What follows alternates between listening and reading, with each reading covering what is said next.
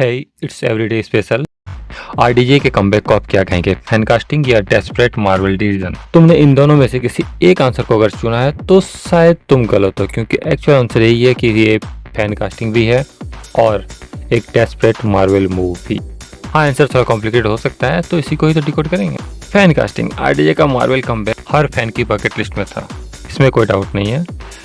हर कोई आरडीजे को superior iron man या फिर आयरन मैन के किसी वेरिएंट के तौर पर मार्वल में फिर से देखना चाहता था। उस आयरन मैन से छेड़छाड़ किए हुए एक नए आयरन मैन के तौर पर आरडीजे को देखना तो रुक जाते थे, और फैंस को वो मिला भी। Robert Downey Junior is back as Doctor Doom in Marvel, जिसके बारे में डिटेल अभी तक यही पता चली है कि according to rumours RDJ Iron Man के वेरिएंट का रोल प्ले कर रहे हैं, जो किसी सिचुएशन के बाद डॉक्टर डूम में बदल जाता है और मल्टीवर्स से तबाही मचाने लगता है। ऐसी कुछ रिपोर्ट्स हैं कि इसी स्टोरी को ये मल्टीवर्स फॉलो करने वाला है। सो यस, ये वाले रोल में आयरन मैन को कौन नहीं देखना चाहेगा, और यही तो वो रोल है जिसपे सीटियाँ और तालियां बजेगी, थिएटर स्टेडियम में बदल जाएगा इसे कहते हैं। तो डेफिनेटली एक फैन सर्विस है, पर इस स्टोरी का एक अदर साइड भी है।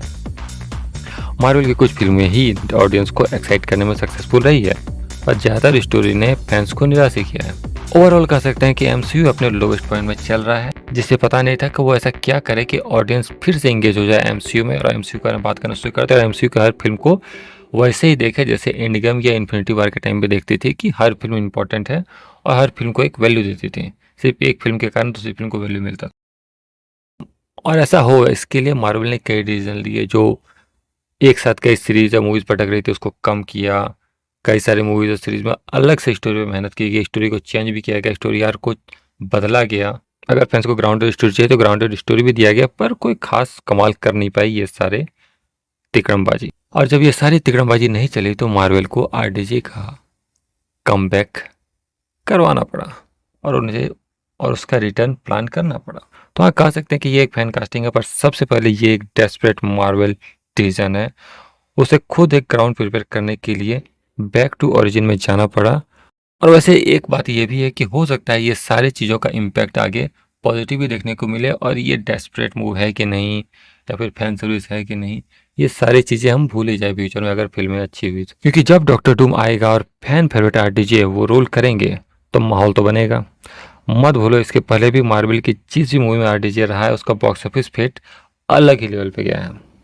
तो आने वाले साल में आरडीजे फीचर मार्वल फिल्में आएगी, और जहां भी ये होगा समझ लो $1 बिलियन मार्क इतना बड़ा नहीं लगेगा जैसा अभी लग रहा है। स्पाइडरमैन ने भी पहली बार $1 बिलियन टच किया था जब आरडीजे था उसमें, जबकि वो फिल्म पूरी तरीके से मिड थी। अमेरिका की सबसे ज़्यादा बॉक्स ऑफिस वाली फिल्म भी आरडीजे ही फीचर्ड में है। सो फ्यूचर बॉक्स ऑफिस तो सिक्योर्ड है आरडीजे के आने से। ऐसा लग नहीं रहा कि किसी को याद रहने वाला है कि आखिर आरडीजे इस मार्वल यूनिवर्स में एंट्री क्यों लिया था। फाइनली सबको बॉक्स ऑफिस फेट ही याद रहेगा, फाइनली सबको यही याद रहेगा कि कितना उन्होंने सिनेमा को एंजॉय किया आरडीजे के कमबैक के बाद। सो थंडरबोल्ट्स और ब्रेव न्यू वर्ल्ड अगर अपना बॉक्स ऑफिस फेट देख लें तो आगे की फिल्मों की फेट आरडीजे चाचा देख लेंगे, उसकी बॉक्स ऑफिस की गारंटी आरडीजे है।